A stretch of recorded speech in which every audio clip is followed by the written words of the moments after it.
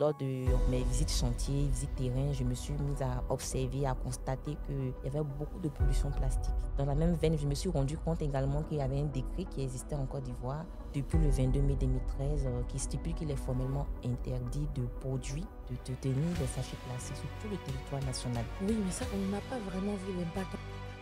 Bonjour, bonsoir, bienvenue dans Superwoman, le podcast qui met en lumière les femmes qui motivent, impactent et inspirent en Afrique. Aujourd'hui, je suis avec Salima Tato, qu'on va appeler Sally sur ce plateau, qui est une entrepreneure dans l'écologie. Elle a une start-up qui s'appelle AgriBanana. Elle a été lauréate deuxième prix du Sahara en 2019, deuxième prix start-up du Sahara en 2019. Et c'est surtout une femme qui travaille dans l'écologie en Afrique et c'est vraiment assez rare. Et j'ai voulu qu'elle partage avec nous ses défis pour s'engager parce que non seulement elle est dans l'impact social, dans l'écologie, elle est une femme, ça fait beaucoup quand même pour une entrepreneur. Déjà, être entrepreneur, c'est un sujet, bref.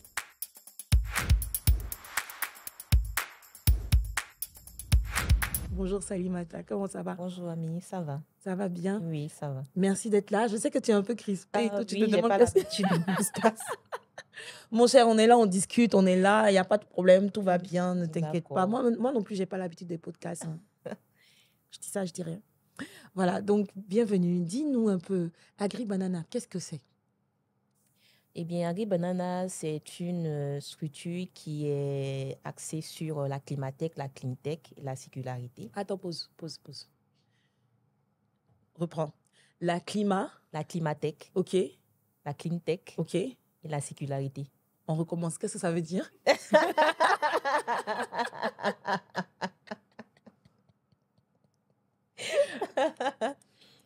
Ça veut dire que c'est une structure qui évolue dans les technologies propres. D'accord, ok, Voilà. super. Fait court. Non, mais les technologies propres, encore. Les technologies propres, les technologies qui n'ont pas d'impact négatif sur l'environnement. Ça, c'est très bien. Ok, d'accord. Vous savez, moi, je viens d'apprendre, j'espère que vous aussi. Donc, dis-nous plus encore. Alors, Donc, pour encore détailler, AgriBanana évolue dans la transformation de déchets agricoles, ok, plus précisément dans les déchets agricoles du bananier ok. que l'on transforme en produits durables. Et nous avons plusieurs produits sur le marché issus des déchets de bananier. Notamment. Notamment, on a les sacs d'emballage en papier Ok, végétal d'accord, ok. issus des déchets de bananier. On a Ok. également le papier même qui est utilisé pour confectionner ces sacs. Ok. On a aussi les fibres naturelles qui sont aussi issues des déchets de bananier. Waouh. Les gars ici sur le plateau, ils disaient qu'ils voulaient des bananes. Je pense qu'ils vont comprendre Oui, que oui. c'est plus les déchets que les bananes. Exactement. Ok, d'accord. Mais comment tu te retrouves à parler d'écologie? Déjà, c'est pas un sujet, c'est un sujet qui commence de plus en plus à prendre de l'ampleur en termes de focus pour des grands groupes qui veulent vraiment parler d'écologie, mais dans la société, de manière générale en Afrique, en tout cas en Côte d'Ivoire, c'est pas forcément le sujet. Hein? Donc, comment tu arrives en tant que jeune femme à te mettre dans ce secteur d'activité qui n'est pas du tout un sujet d'actualité? Bon, déjà, je veux dire merci à ma mère parce que tout est parti d'elle. Ok. Voilà, et orpheline de père très jeune, j'ai été élevée par ma mère. Donc, celle-ci a eu un impact significatif sur mon éducation. Donc, avec elle, j'ai reçu une éducation typiquement environnementale parce qu'elle était déjà à la tête d'une ONG. Voilà, Ok. luttant contre le réchauffement climatique qu'on appelait SOS Monde Rural, la planète Terre chauffe. Ok.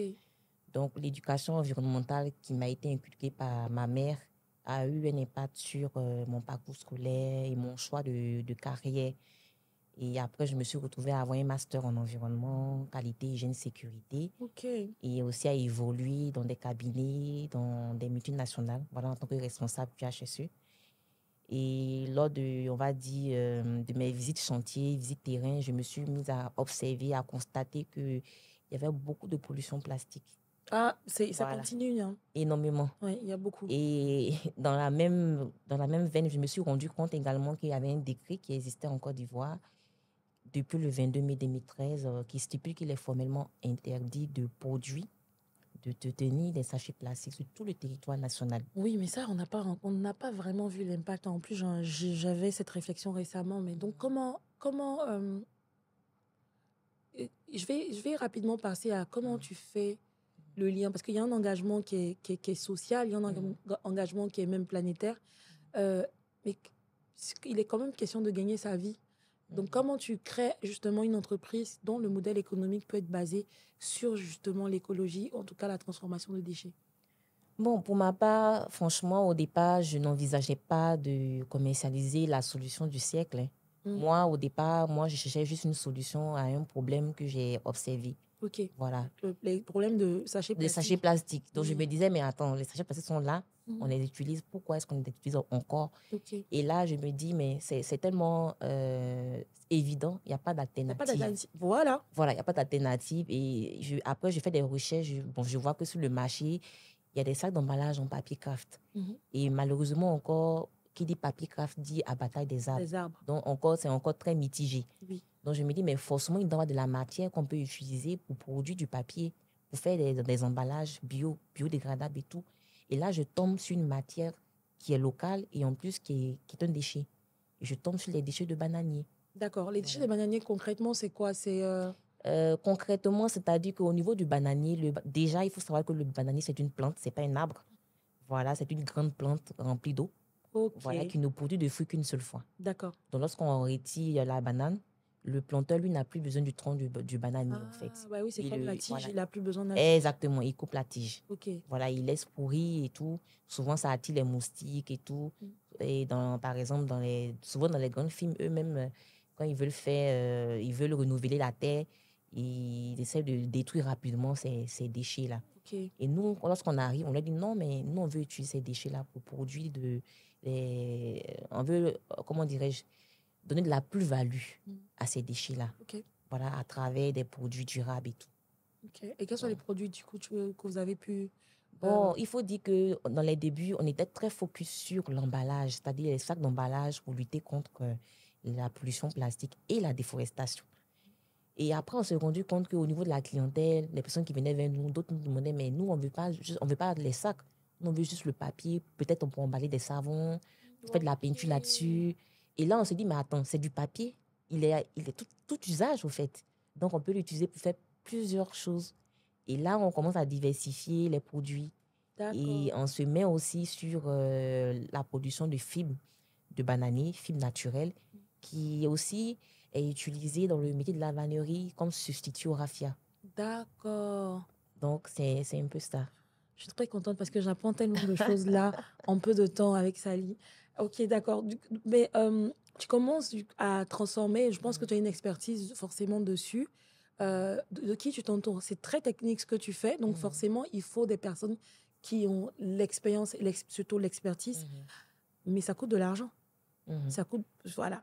Investir dans l'écologie, la transformation de déchets, ça coûte quand même de l'argent. Comment tu fais? Comment je fais? Déjà, il faut dire que je me suis entourée, je peux dire que j'ai été entourée de bonnes personnes, des personnes qui avaient de bonnes vibes, comme mon époux, ma maman, déjà, qui était déjà là, qui me soutenait également. Oui. Et après, on va dire que lorsque je découvre la transformation des déchets de bananier en produits durables, je tombe sur l'opportunité du Sahara 2019. D'accord. Et je participe à un hackathon, voilà, qu'on appelait à Green Startup. Et lors de l'hackathon, je me retrouve à avoir un prix Startup débutante, voilà. Et ce prix-là m'a boosté, on va dire. C'est-à-dire que j'avais l'idée, mais là, je me dis, mais avec seulement l'idée, j'obtiens un prix. Oui, ça veut dire qu'il y a du potentiel. Donc, il faut encore creuser. C'est ça. Et à vrai dire, ceux même qui étaient là, on va dire les participants avec qui j'ai fait l'hackathon, d'autres même n'y croyaient pas encore. Ils disaient, non, il faut qu'on voie le prototype pour y croire. Mais par contre, le jury, d'autres personnes ont cru en la chose. Et là, le prix que je reçois, automatiquement, avec mon équipe sur le champ, là, l'équipe que j'ai formée lors de l'hackathon, on se dit, mais attends, on a un prix, pourquoi pas l'utiliser en même temps pour faire une demande... de financement? Même pas. Une demande de quoi? Même pas de financement. Et là, nous, on se dit tout de suite, mais et si on brevetait l'invention? Ah Très bonne idée aussi. C'est ça. Et si on meilleure idée d'ailleurs, parce qu'elle va avoir plus de valeur, donc le financement va suivre. C'est ça.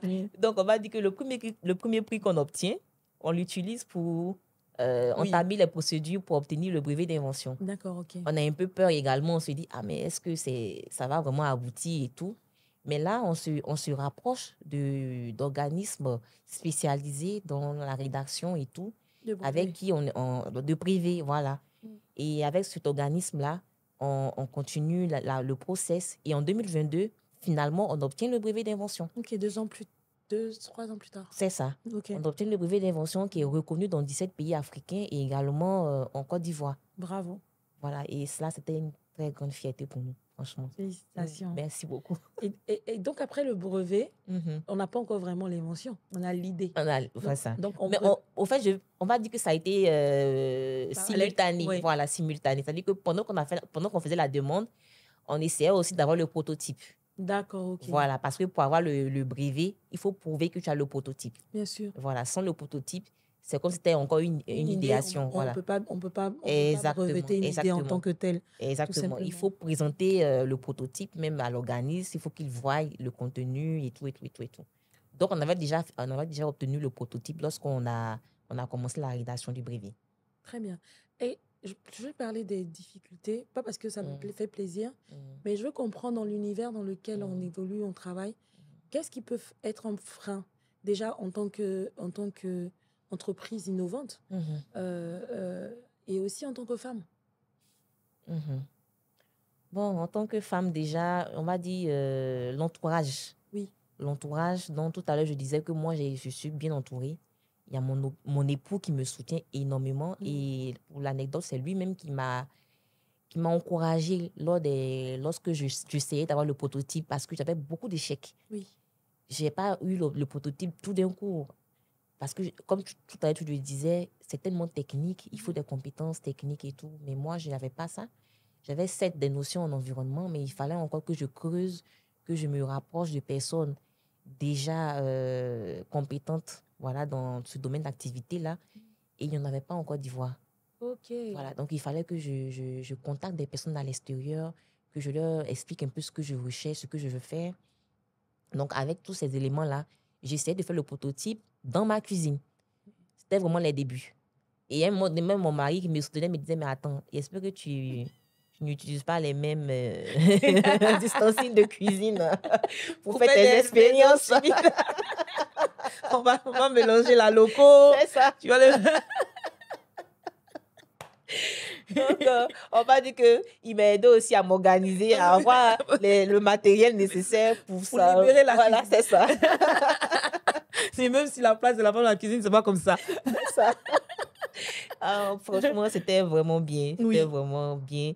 Et lorsque j'ai eu le prototype, franchement, moi-même, je regarde et puis je dis, attends, c'est moi qui ai produit ça. Ah oui. C'est incroyable, en fait. Je pense que tu peux pas nous dire de comment on fait le prototype à cause de la question de brevetage, mais le prototype, concrètement, c'est le papier. C'est le papier. Voilà. Donc, c'est un papier. Donc, en vrai, on va pas expliquer comment on passe d'un tronc de bananier, la plante, pas l'arbre, à une feuille de papier. C'est ça. Peut-être qu'on va demander à Google ou à ChatGPT, mais en tout cas, elle ne va pas nous donner le process avec, parce que ce process chez toi est breveté. Très bien.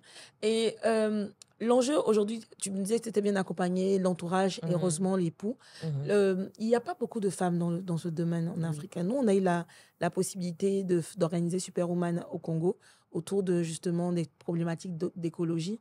On a beaucoup de transformations agricoles, dans le sens où on va transformer des produits agricoles. On a beaucoup de projets dans ce sens, en fait, de l'écologie, d'éviter le gaspillage, etc.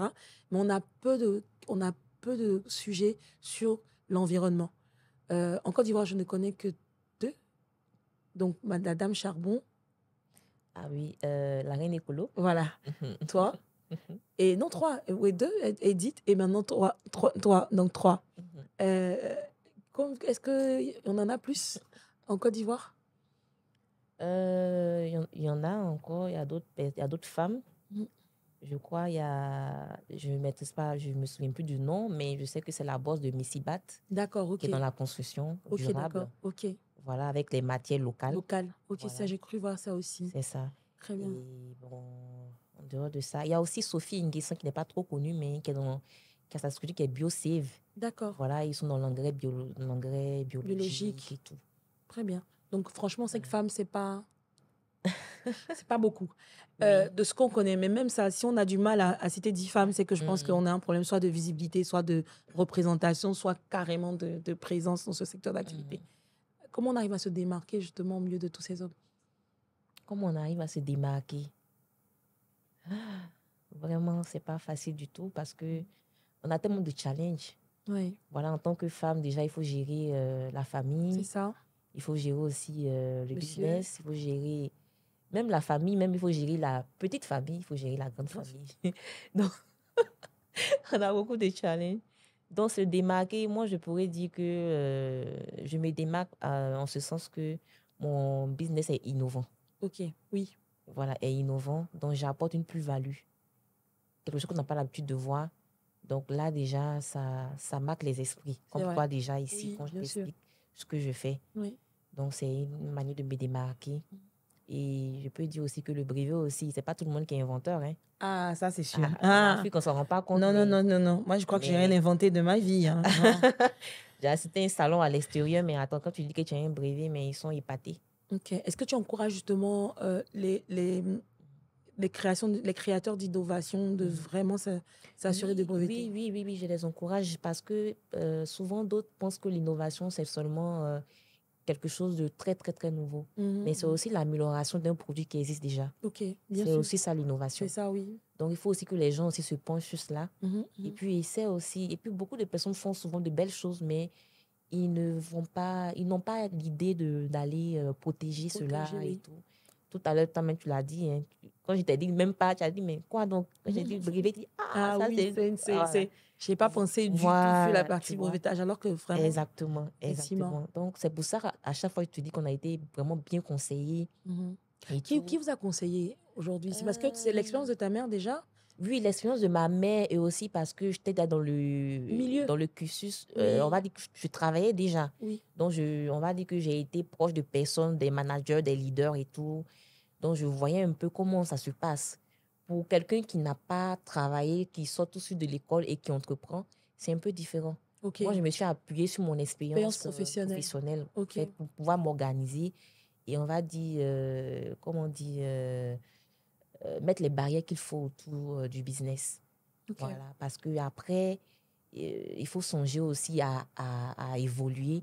Donc tout ça, les investisseurs, lorsqu'ils vont s'approcher de toi, ils vont regarder ton parcours, ils vont regarder ton professionnalisme, Bien sûr. comment tu es organisé et tout. Donc tout ça, ça parle. Et pour une femme encore, quand ils voient ça, ils se disent, ah, elle est très minutieuse. Hein. Mhm. Donc ça, c'est sûr que si on part avec elle, Ça va. on va gagner le gros lot. Et tu penses que vraiment être minutieuse, c'est un Voilà. plus aussi pour Oui, nous, c'est c'est un un plus, plus. c'est un plus. C'est totalement Et un plus. franchement, c'est dommage qu'il n'y ait pas assez de femmes dans l'écologie parce que la femme, Naturellement, oui.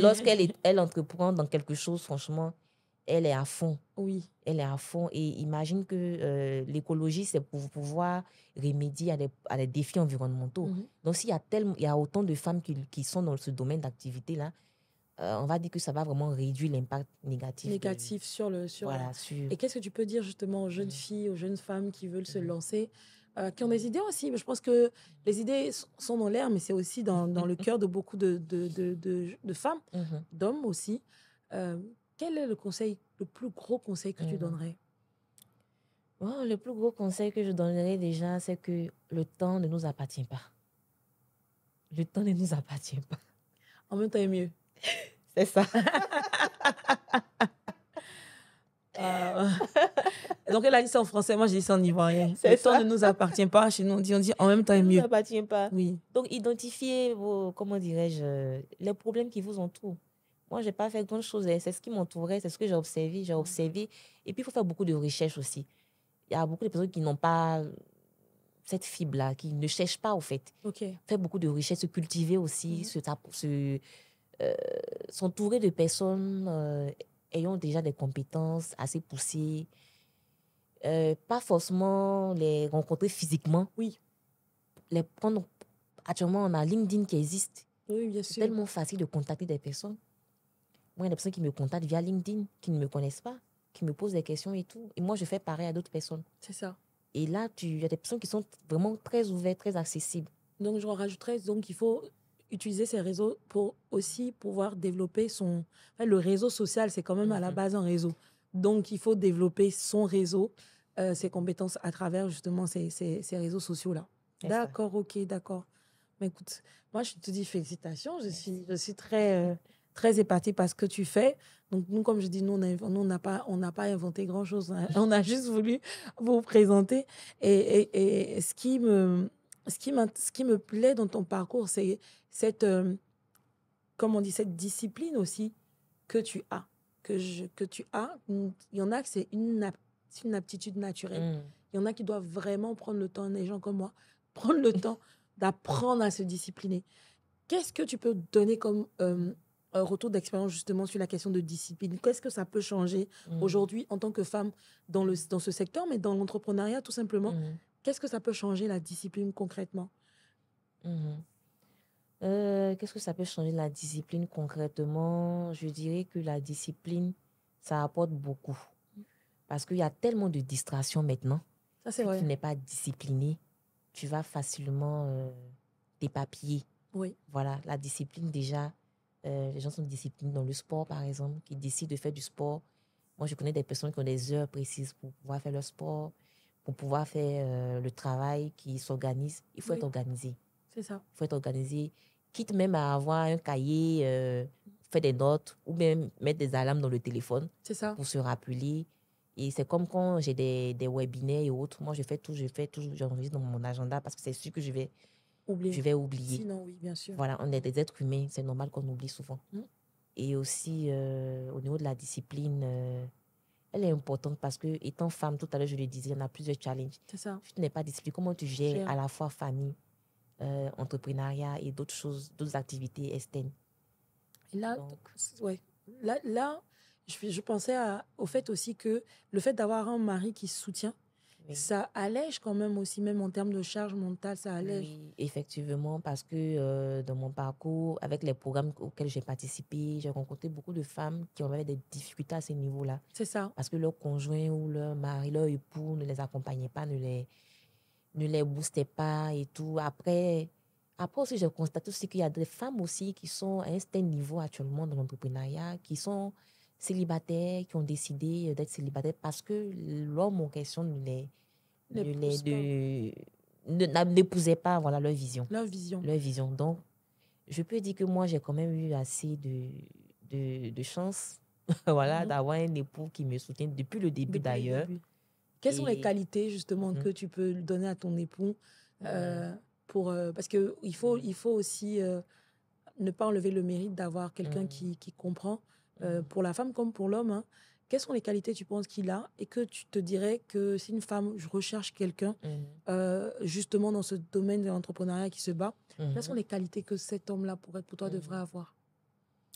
Déjà, les qualités, il faut que ce soit un homme comme mon époux, c'est-à-dire un homme organisé, un homme qui te tire vers l'avant. C'est-à-dire qu'il y a des moments où toi-même tu ne vois pas des choses, mais c'est lui qui te dit, mais attends, tu n'as pas vu telle formation passer là, ça ne t'intéresse pas? Ah oui, ça c'est c'est-à-dire que ton WhatsApp, c'est-à-dire que toute la journée, tu échanges avec lui, mais vous n'échangez que de business au fait. Il t'envoie juste des formations et des formations. Mais on peut lever un peu. Excusez-moi, monsieur. Mais attends, est-ce que tu n'as pas oublié de faire ça? Oui. Mais attends, tu n'as pas vu la formation que je t'ai envoyée là? Oui. Mais tu es sûr que tu as regardé? Tu as bien regardé? Ah, mais moi j'ai vu que c'est typique pour toi. Hein. Franchement, une personne qui épouse aussi ta vision. Et puis je me dis aussi, se mettre avec quelqu'un, il ne faut pas jouer double jeu. Dès le début, il faut pouvoir lui dire que voilà ce que tu aimerais faire, voilà comment est-ce que tu vois ta vie plus tard, voilà ce que tu veux. Déjà, il faut lui dire que tu aimerais entreprendre dans tel domaine d'activité. Voilà, donc il ne faut pas le mettre devant le fait accompli. Mais des fois, ça te trouve devant. Hein. Bon, oui, c'est vrai aussi que c'est pas faux. Des fois, toi, tu sais pas et ça te trouve finalement, ça te trouve devant. C'est pas faux. Donc, c'est important aussi qu'ils comprennent que, bon, des fois, l'idée n'est pas là. Et puis après, finalement, ça se trouve devant. Mon dernier point avec toi, c'est pour revenir à la start-up. Aujourd'hui, est-ce que tu vis de ça? Tu es à 100% dessus. est-ce que tu peux dire que l'écologie nourrit sa femme? Bon, aujourd'hui, ce que je peux dire, c'est que je ne suis pas à 100% là-dessus. Ok. Voilà, mais je suis, on va dire, à 80%. D'accord. Voilà, là-dessus. 100% La téléchargement. preuve étant que je suis assise là. Oui. Donc, l'écologie, ça nourrit son homme. Ok. C'est juste qu'en Afrique, malheureusement, on ne se rend pas compte encore du potentiel, voilà, qu'on a d'utiliser de la matière locale. C'est ça. Pour transformer de la matière locale, en plus qui représente un déchet qu'on n'utilise même pas, pour en faire des produits qu'on peut utiliser dans la vie courante. Donc, imagine-toi que si Harry Banana est utilisé par tout le monde en Côte d'Ivoire, je ne me poserai même pas la question. Si ça mouche son homme. Pour l'instant, en tout cas, ça ne fait pas vivre on va dire son homme, le métier, parce que localement, on n'est pas on ne comprend pas encore le potentiel. Est-ce que tu as des chiffres, justement, pour qu'on parle de potentiel? Je suppose que si tu as pitché, tu as forcément des idées un peu du marché potentiel que ça peut représenter en Côte d'Ivoire ou en Afrique, de pouvoir entreprendre dans l'écologie. Bon, je n'ai pas les chiffres exacts, mais c'est des milliards, en fait, l'écologie.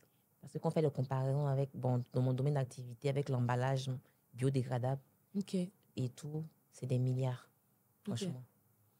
Wow. D'accord, ok. On utilise l'emballage dans tellement de domaines actuellement. Oui, bien sûr. Ça sert de communication pour les entreprises et bien tout. sûr. On va parler on va parler de quelque chose d'un peu plus léger quand même, mais qui a toute son importance. C'est aussi le podcast est soutenu par Uniwax qui t'habille aujourd'hui. Et on s'est dit, on avait besoin de savoir, est-ce que le style vestimentaire a un impact sur tes performances? C'est-à-dire aujourd'hui, comment tu t'habilles? On dit comment tu t'habilles, c'est comme ça, on te voit, on va dire, l'habit ne fait pas le moine, mais on le reconnaît par l'habit. Donc, est-ce que tu penses que tes choix aussi vestimentaires ont impacté ta carrière ou impactent ta carrière, tes choix, ton business, on va dire? Bon, je peux dire que oui, vu que moi, je suis un peu garçon manqué. Donc, j'aime bien les pantalons, gros bas et les baskets, j'adore. Donc, on peut dire que ça a quand même eu un impact parce que depuis l'enfance, déjà, j'aimais bien me mettre dans ce type de vêtements-là. Voilà. Et puis après, la carrière professionnelle que j'ai entamée aussi, aller faire des visites terrain, tu te mets toujours en pantalon. Finalement, ta carrière a un lien un peu avec ton style. Exactement. Tu n'as pas eu besoin de changer un peu ton style parce que finalement, tu t'es retrouvé dans ton environnement. Exactement. Et donc, plus tu es à l'aise. Oui, je suis à l'aise. Tu es à l'aise dans ce que tu mets. Et ce que tu mets te va très bien. Merci. Est-ce que tu es à l'aise dedans d'ailleurs? Très. Non, c'est pas la pub. Hein. C'est vraiment... C'était une vraie question. Je suis à l'aise. À l'aise dedans. Ok. Si. Dernière question pour toi. C'était de pouvoir mentionner, citer une femme qui t'inspire, que l'on pourra mentionner dans le podcast et qui t'a marqué, qui a marqué ton parcours. Dis-nous. Et vous aussi, en commentaire, dites-nous une femme qui vous a marqué, une sister, une superwoman qui vous inspire. Mettez-nous en commentaire et qui sait, on va la retrouver sur le canapé ici un jour avec nous. Dis-moi, Sally. La superwoman qui m'a marqué tout au long de mon parcours entrepreneurial, c'est Maria John. Ok. Caféologue ivoirienne. Oui, oui. Voilà, que j'ai contactée au début de mon aventure entrepreneuriale juste sur Facebook. Hein. Et de là, c'est parti. Elle m'a encouragée, m'a boosté, elle m'a donné des conseils. Donc, on peut dire que c'est vraiment elle que j'admire beaucoup. Et elle n'a vraiment pas... Elle est particulière. Un peu, dis-nous, un peu. On veut savoir. Il n'y a pas de micro. Elle est particulière. Donc, allez-y sur ses réseaux. On va aller sur ses réseaux. On va aller chercher cette information à la source. Oui, allez-y. Okay. Merci, Sally. On va passer à la masterclass. Je vais te laisser faire la masterclass pour partager ton expérience, justement, de développer une start-up écologique en Afrique. Hein? À tout à l'heure. À tout à l'heure.